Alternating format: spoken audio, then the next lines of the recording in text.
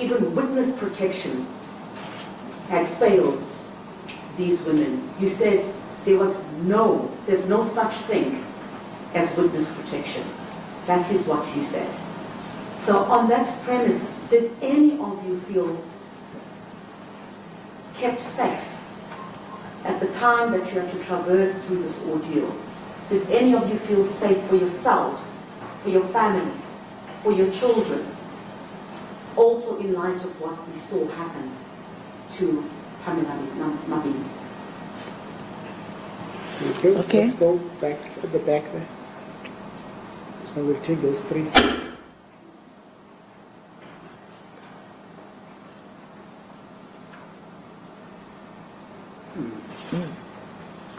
Okay, Shoni, you can talk. If she can speak up, she can go. Yeah, you can stand up and... From Mdntv.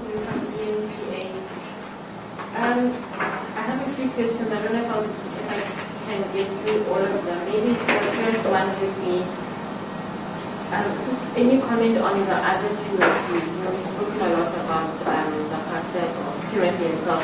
But has the other two said anything? Do you understand how they even got into this position as well?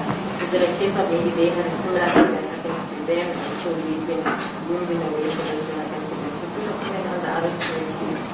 And then just, what does this mean for victims in the future? You talk about being let down by the system, and that's a strong message that's come out. And what about people who now want to report in the future? What happens to them if they come forward and this happens to them? And would you have come forward if you knew that thing would end up this way? Thank you. Sure. Over to you and whoever else would like to. Okay. Yes, over to you. The investigation, I think we had was it last Thursday? We had a press conference where we explained exactly what the investigation would cover. So I'm sure Mpiake can give you our press statement that covers exactly what we'll be looking into. What doing it together with the other Chapter 9 institutions, the South African Human Rights Commission and the Commission for Gender Equality. Did you feel safe at all at any given stage during these long years?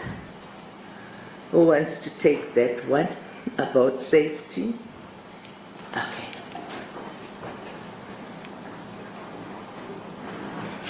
Good morning, everyone.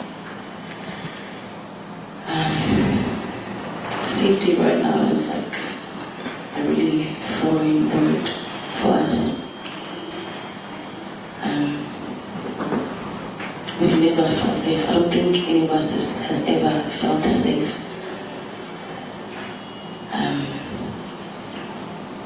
Because we know how the congregation behaves for that money. And our protection right now, especially now that we are here with the judgment, we are not depending on anyone but God. He has been our sole protector. That is what we believe in so much. And I don't think anyone can protect us but God. Thank you.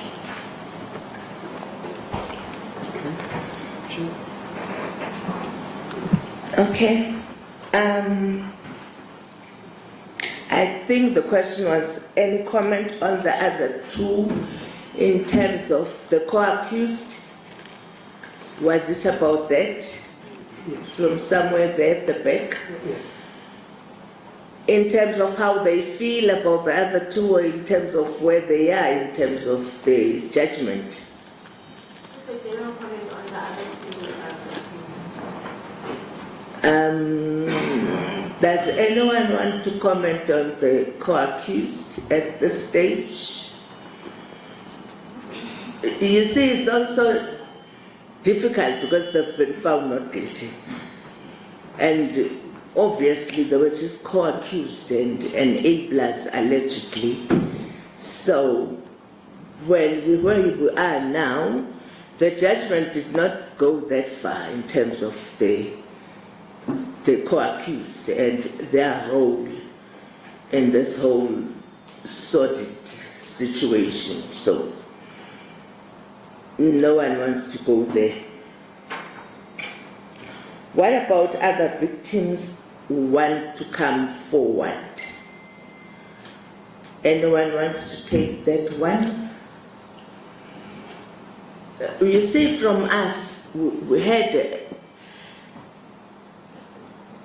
I don't want to say quite a few, we had a number of victims we had said to, let's observe what happens with this case. And that once we know and there's a judgment, we can then take you through the system. Where we are right now, really, I wouldn't advise anyone at this point to try the system until we investigate the system, until we have a response from government that says we're rectifying this thing and we see it being rectified. We never thought that the prosecutors could be part of the problem. We thought the problem could be, cross-examined as a witness and you have, you fall apart or you change your story or whatever. That did not happen. And the judgment is very clear about that the problem was not the witnesses. They told their story, they told their truth, and they defended their truth.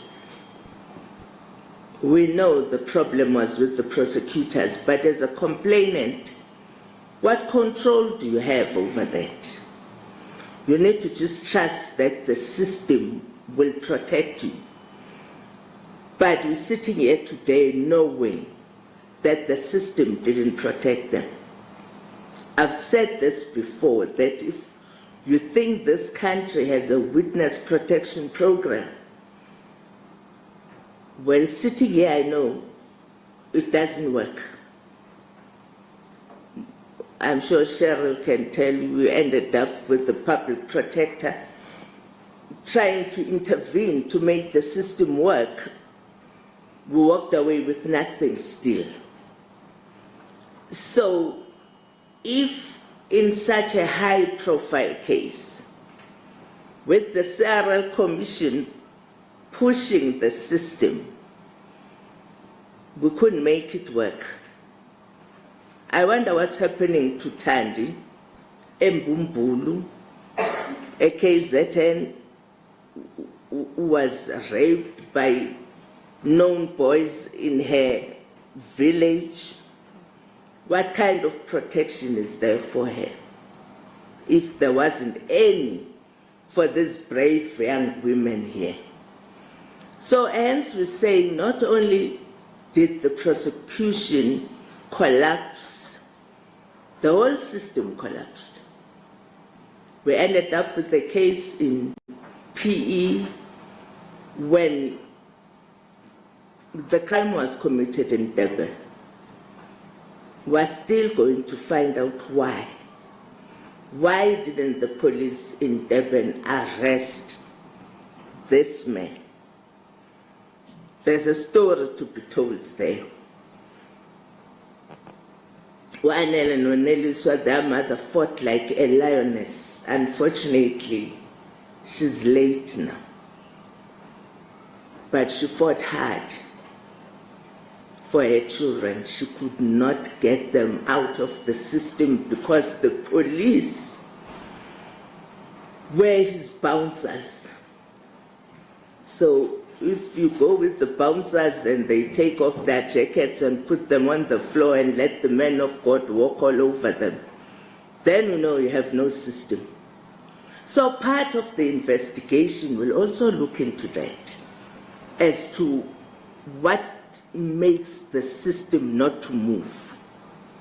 A lot of cases, the police at the police station say, We don't deal with cases of churches and traditional healing here. We look at other things. Who determines that? So we'll be looking at the whole system and then saying their fight was not in vain. They are sitting here as very strong survivors. They are the fighters. They'll remain the warriors. This is not how their story will end. We will make sure that we find solutions to the system. They will be leaders of the day when the system changed for victims in South Africa. So the battle still goes on. We will be fighting.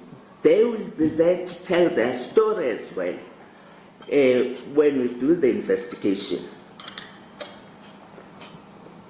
They'll have to say when they approached the NDPP and wrote to the NDPP, what response did they get? Because when you write to the highest authority, red flags should be up there for you to say, let me go see for myself what is happening. It's not illegal for her to come down and say, you girls are having a problem here. What is happening?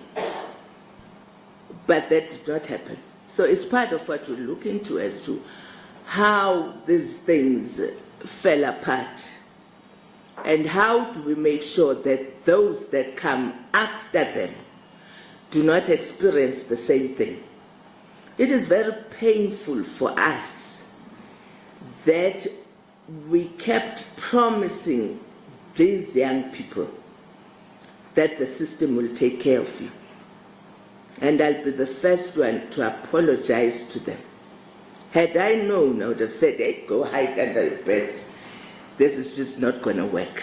But there's also that we have these brave young girls here who are ready to move on. So, thank you. Thank you. I've seen a man has a are there still hands? Can I Okay. just see other hands, maybe? Iman. Shoni, you have a follow-up question? Okay, Iman, for your follow-up question, and then Christina, Shoni.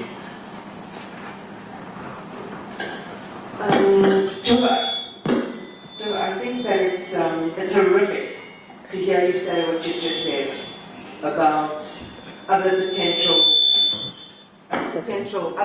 victims out there, that they, are better off just running and hiding under their beds. We're in a country where 1 in 3 women, 1 in 3 people over the age of 18 are victims of sexual violence in some form or another. We have incredibly high levels of GBV. And they have the proof in front of them today, as you're saying, in the case of those who accused Timothy Omotoso. It's just shocking what you're saying and the reality that you're connecting to through what you've experienced in the system. And what you're also saying is rather not go forward. Is that the only option that we have? I mean, shouldn't there be some kind of other emergency or crisis in the country that says every, rape survivor, rape accuser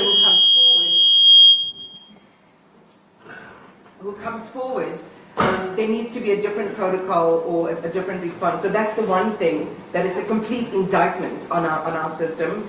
The second thing, and it might be even harder for you young ladies to hear, but I'm sure that you've already been experiencing that over the last many years through the course of this trial, is people who say, and as journalists we have to keep that line of the facts. You've been in court, the matter's been heard, notwithstanding what the judge has said in the deficiencies in the prosecution, that for others, you've been to court, you've had your moment, the court has decided. So in other words, you are not entitled to the view that you hold, that you're lying or you lied about your experience.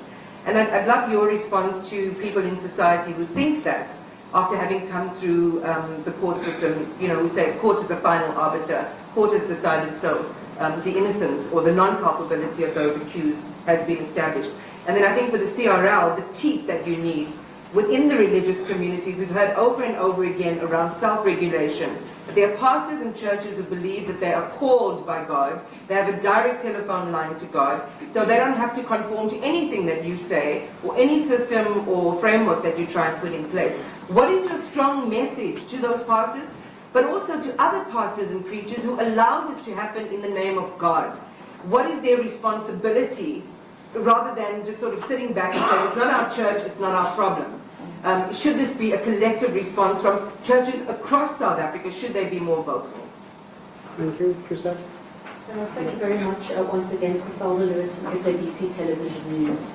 Just to add on one last part that my colleague Iman had mentioned, I'm not saying that churches should be regulated. For the past week, fortunately, we've attended quite a number of press conferences here at the CRL, and together with the Chapter 9 institutions. Perhaps,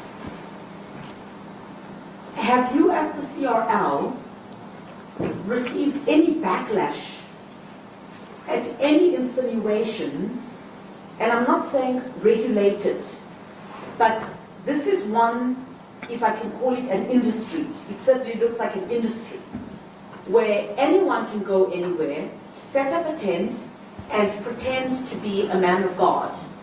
And unfortunately, that individual will have followers. So what is to be done in a situation where Parliament itself needs to step in and say something needs to be done? And quite poignant that this discussion is being had in a Holy Week. And perhaps to the ladies, when I asked the question about how safe you felt throughout this entire ordeal, I would really like to know, since the ruling was handed down in that court, have any of you been threatened? Thank you, Tony. Can we get yours? Then the chair. Oh, Tony, you can stand up and raise your question. So yeah, so this is looking at the Mdntv. Maybe to the chair, the first question is just in terms of this briefing. Is it not, and I know there was a thing about using the NPPP and that being a little peculiar. Is this also not a reactionary response as opposed to maybe before the Omotoso was still unfolding and playing itself out? What is maybe the serial rights commission hoping to get and to achieve out of not just this briefing but just the process going forward, given that things have already happened and things that can't be reversed? And then if the ladies can, if there is an appeal to the judgment, again, do you have any hope that there can be a reversal of this? And again, just in terms of for future victims, what does this say to future victims? Would you do this? Would you encourage future victims also to speak out? Sure, can I just take, can I take 2 minutes? Okay. EWN. And I come to you, and then I noted the hand as well. Give them the mic. Can I take this one? Good morning, everyone. My name is Zonika Kokosh from Eyewitness News.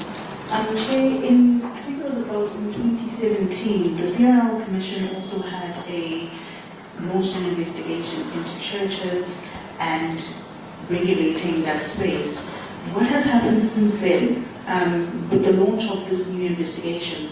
How do you suppose that will now assist victims or survivors of gender-based violence, particularly in churches, and reverse what some have labeled as a travesty of justice? Thank you. There was this mic. There is a mic that side. Oh, you can raise your voice that side. It's Karinda from Eastern Africa. Thank you so much for your great brief. I'd just like to know, everyone's calling for an appeal, and it looks like the NPA is looking to whether there could be an appeal, but it might also mean that you would have to take the stand again, be crossed down again. What goes on in your mind if you think that that might happen? Would you be willing to go through that again and to just shed light on that? Thanks, Chair. Can we take the questions? Okay, let me start maybe at the end. They would never ever be asked again to give evidence. If there's an appeal, it will be based on the transcripts of what they said before. So that door is closed, and they will never ever have to go to court on this particular matter and on these charges. You see, when people come to you, Iman, and they say, this and this and that is happening to me.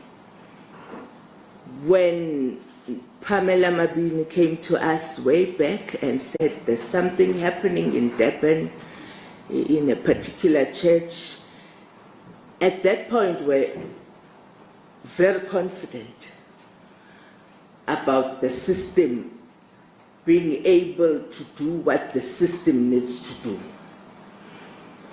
And that if you tell the truth and you stick to the truth, the judgment will favor you. We're here today without that confidence. What we're saying is that allow us to interrogate the system. Hence, as the Civil Rights Commission, we said, let's bring in the other two Chapter 9 institutions so that we know that we cover all bases as we move forward. When this investigation is done, which will take not a long time, we should be done with it 3 months, 4 months, and we should come up with very strong recommendations. What I am saying is, until that happens, I'm in a bind right now that I can't give guarantees to anyone. We learned the hard way in the system that when it collapses, it falls over you totally and completely. So, by the end of the investigation, we should be confident enough to say, okay, come then, let's go through the system. But right now, I don't want to deceive you. I really, really have no confidence. Because even if there's an appeal and there's a change in the judgment, that's not going to mean the system has been corrected. It doesn't correct the system. It's not about the end, it's about where it started right until the end. So even if the appeal goes through and it's successful, it doesn't change the problem of how they experience the system. It's still horrendous. So you still need to deal with the system and to correct it. So right now, we're still praying over it.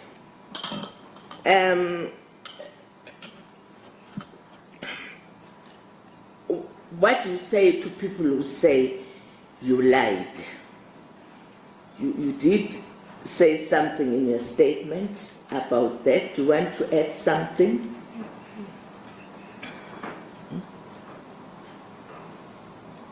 Okay.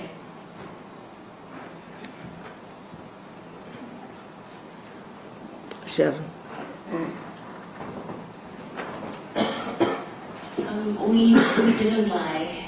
I don't think anyone would voluntarily decide to, think up or cook up the saddest, most painful story in the world because there's nothing to gain from that really. If sympathy looks like it's a nice thing to get from people, then I think people got it really wrong.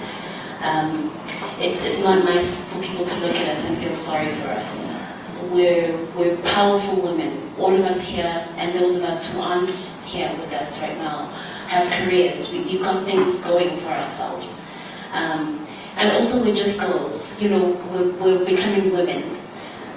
So we're not looking to try and convince anyone that what we said was the truth, because we know it is, and I think that gives us peace of mind. Those who are denying what they did to us, we just have to hope that they'll also have their day, you know, maybe they'll grow a conscience and stand for something someday. But we stand by our truth. We didn't lie, and we're not going to try too hard to convince anyone of that. And if you want to believe us, that's great, because you're standing for the truth, and if you don't, then honestly, it's okay. That's your prerogative.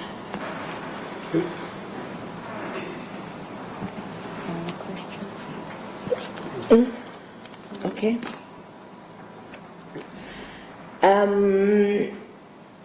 I will come back to the one about other religious leaders and the message to those. I'll go to, have you received any backlash from the industry in terms of, I think that's for the CRL, yeah. Have you been threatened since the judgment? Yeah. Not only have we been threatened, but we've also been, because like everybody knows the behavior of the people of the church. They would do anything, they would do just about anything to make sure that they protect or they get favor from their church leader. Some of us have received threats. Some of us have been, because they've been having their own dealing about our lives, personal lives, or anything that could actually embarrass us. We've been backlashed and we've been bashed at on social media.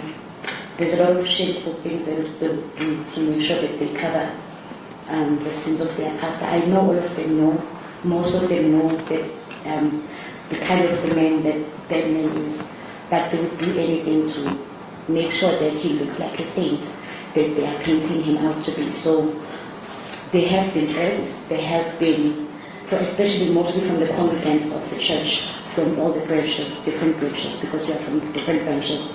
Our social media accounts, they've been posting things about us, and we know that more is still going to come. We know that after this, we're still going to receive a lot. So yes, it hasn't been easy, and we know it's still not going to be easy, but we are standing by our word. Okay, thanks. I think the rest was for the Slava Commission. The fact that people who open up churches says they're called by God. What is your message to other religious leaders? You say, I think we're all called to whatever profession we end up in, whether we're a teacher or a doctor or anything. So this is a profession, it's a career that people choose to follow. And it cannot be that in this country where everything is regulated, where the Constitution, Section 22 says, choose a career or trade or profession, but it may be regulated. And it exempts individuals who are operating in this sector. So we're very much clear about not regulating religion. We can never regulate religion because there's freedom of religion in this country. But human beings who do things in the name of Jesus Christ, well, cannot be exempted from being regulated as human beings. So, well, we used to that kind of situation where people fight back. I think we need to understand that it's not all religious people who will fight back, but the entrepreneurs in this business called church will fight for their market space, because to them this is a business. You're going to interfere with my business, don't go there, you know, this is holy ground. We know it's holy ground, but you will be looked into. No matter how you want to spin this, you can't spin it forever. Your peers will sit down and say, this is how you will be looked into. These are the elements and what kind of behavior we expect from people who are our peers, as it happens everywhere, in any profession. So, is this a reactionary response? I'm not sure whether this means here and now, or it means the Section 2 committee. We never react. We always have a plan. So when it comes to how we think churches should be run, we've been at it from 2015. So we're not just saying, oh, because of this crisis with Omotoso, we're going to have this. It was part of the plan from then. When we launched our report in 2017, we did say that there needs to be some kind of system put in place. And we're saying the people who will be part of the peer review committee that will come up with a plan for the nation will tell us what they expect Parliament to do, what they expect government to do, what they expect society to do. So that will go as it should go. We're not starting now. We've faced battles in the past, threats and what have you. We laid criminal charges at some point when the threats became untenable. Went to court and the person was found guilty, sentenced to 3.5 years, just to prove that it's not a fantasy in my head that I'm getting threats. So someone had to go to jail for threats. We were getting threats, some of them, most of them anonymous, but one made a mistake of not being anonymous and became confident. So the threats will always be there. If you stop doing your job because you are afraid, then the system will all collapse. We need to know that there are things that need to be done, there are things that need to be said, and us being scared all the time and watching and looking in dismay is not going to protect anyone. We need to protect people even from Omotoso's church. They need to be protected themselves. As this young warrior said, that those people from that church should thank them that they've kept Omotoso away for 8 years. He could have been fooling around with their own children. They could be outside singing now, but if he was not in jail, he could have been harming their own children. So we're not going to be pussyfooting around the issue of there's chaos in Christianity caused by a minimum number of religious leaders who need to be called to order. So we're not doubtful about that. That needs to happen.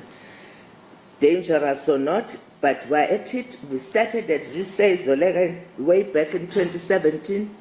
Hence, we're saying we're more agitated now than we've ever been before, and we'll be pushing with everything that we have to make sure that this happens, and we have answers as a nation that will solve all our problems in the Christian faith. That was the last one. Yes.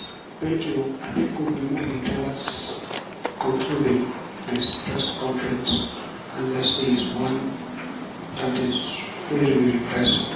But it looks like we have covered most of the issues or questions. With that, I would like to express our greatest appreciation to our daughters who are here and have been able to express themselves. We also want to thank members of the media for having taken time. The short days, some of them could have been on the road to prepare to go to the Easter holidays.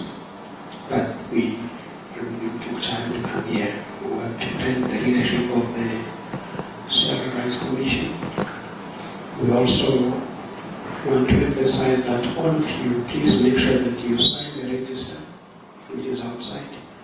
We will send you the statement via WhatsApp or via email within the next few minutes. But just make sure that your number is there on the register or even the email.